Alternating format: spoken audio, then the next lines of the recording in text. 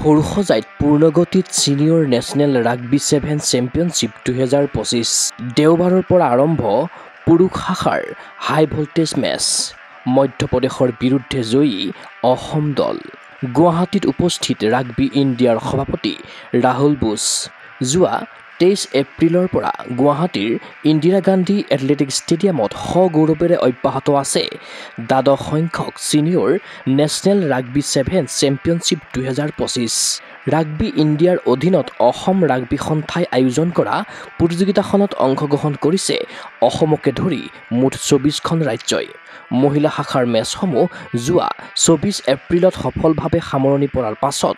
দেওবাৰৰ পৰা দুদিনীয়াকৈ আৰম্ভ হৈছে পুৰুষ শাখাৰ মেচসমূহ এই ৰাষ্ট্ৰীয় প্ৰতিযোগিতাত অসমৰ পুৰুষ দলটোৱে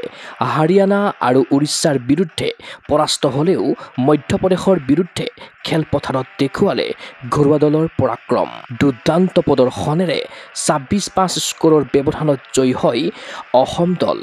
অসম দলৰ প্ৰদৰ্শনত আনন্দিত অসম ৰাগবী সন্থাৰ যুটীয়া সম্পাদক শান্তনু শইকীয়া আজিৰ পৰা আমাৰ পুৰুষৰ টুৰ্ণামেণ্টসমূহ আৰম্ভ হৈছে ইয়াতো 24খন ৰাজ্যই অংশগ্ৰহণ কৰিছে আজি আমাৰ প্ৰথম অসমৰ মেচ আছিলে হাৰিয়ানাৰ বিৰুদ্ধে অসমে খেলখন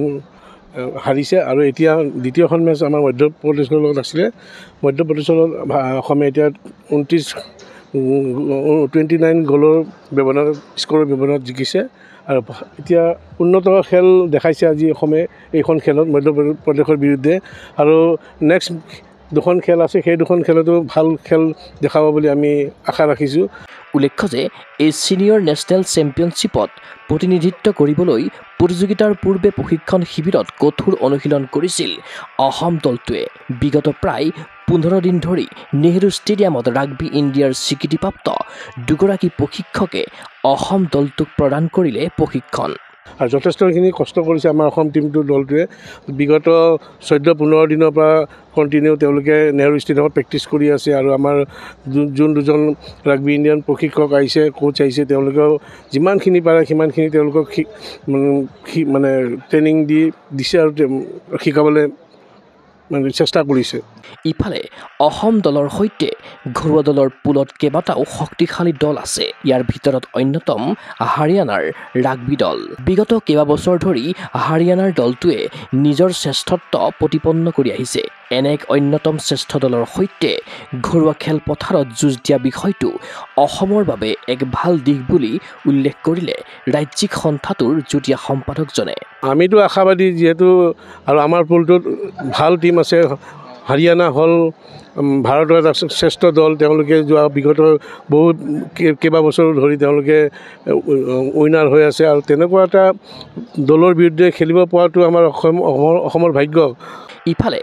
দেওবাৰে প্ৰতিযোগিতাস্থলীত আহি উপস্থিত হ'লহি ৰাগবী ইণ্ডিয়াৰ সভাপতি তথা জনপ্ৰিয় বলিউড তাৰকা ৰাহুল বোস তেওঁ ইন্দিৰা গান্ধী এথলেটিক ষ্টেডিয়ামৰ খেলপথাৰ কৰিলে পৰিদৰ্শন তদুপৰি কেইবাখনো মেচ প্ৰত্যক্ষ কৰাৰ লগতে প্ৰতিযোগিতাস্থলী সূক্ষ্মভাৱে কৰিলে পৰ্যবেক্ষণ ইতিমধ্যে আমাৰ ৰাগবী ইণ্ডিয়াৰ সভাপতি মিষ্টাৰ ৰাহুল বোস আহি উপস্থিত হৈছে তেওঁ এতিয়া গোটেই ফিল্ডত ঘূৰি গোটেই খেল প্ৰদৰ্শন মানে খেল চাই আছে আৰু খেলসমূহ চাই আৰু গোটেই আমাৰ যি প্ৰক্ৰিয়া আমি যেনেধৰণে আমি খেলখন আয়োজন কৰিছোঁ তাৰ ওপৰত তেওঁ নিজে নিক্ষেপ দি কিনে চাই আছে সোমবাৰে প্ৰতিযোগিতাৰ অন্তিম দিনা গুৰুত্বপূৰ্ণ ৰেংকিং মেচত অৱতীৰ্ণ হ'ব অসমৰ পুৰুষ দল আনহাতে সন্ধিয়া অনুষ্ঠিত হ'ব দ্বাদশ সংখ্যক ছিনিয়ৰ নেশ্যনেল ৰাগবী 7 চেম্পিয়নশ্বিপৰ ফাইনেলৰ মহাৰণ সামৰণি অনুষ্ঠানত উপস্থিত থাকিব ৰাজ্যপাল লক্ষ্মণ প্ৰসাদ আচাৰ্য ৰাগবী ইণ্ডিয়াৰ সভাপতি ৰাহুল বোসৰ লগতে কেইবাগৰাকীও বিশিষ্ট ব্যক্তি হয় অহাকালিলৈ আমাৰ ক্লজিং চেৰেমনি আছে আমাৰ মাননীয় ৰাজ্যপাল ডাঙৰীয়া উপস্থিত থাকিব আমাৰ সভাপতি মহোদয় থাকিব ৰাগবী ইণ্ডিয়াৰ সভাপতি ৰাহুল বোস ডাঙৰীয়া উপস্থিত থাকিব সন্ধিয়া কাইলৈ 6:30 বজাত আমাৰ ফাইনেল খেল অনুষ্ঠিত হ'ব তাৰপিছতে আমাৰ বঁটা বিতৰণী অনুষ্ঠান আৰম্ভ হ'ব ক্ৰীড়া অনুৰাগীৰ আশা সাফল্যমণ্ডিত হওক দ্বাদশ সংখ্যক ছিনিয়ৰ নেশ্যনেল ৰাগবী 7 চেম্পিয়নশ্বিপ 2025 এই প্ৰতিযোগিতাৰ আচলত ধৰি ৰেংকিং উন্নত হওক অসমৰ ৰাগবী দলৰ ভিডিঅ' জাৰ্নেলিষ্ট জমান ৰাভাৰ সহযোগত চিন্ময় বৰাৰ প্ৰতিবেদন গুগল স্পৰ্টছ এনি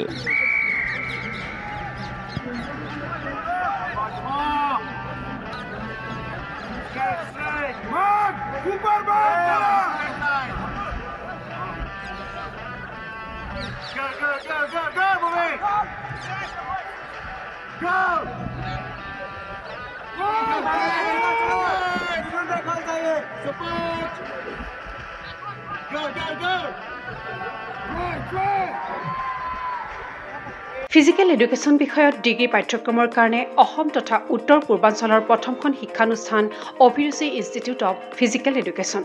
2 বছৰীয়া ফিজিকেল এডুকেশ্যনৰ BPEd পাঠ্যক্ৰম আৰু 4 বছৰীয়া BPES পাঠ্যক্ৰমৰ বাবে নামভৰ্তি চলি আছে।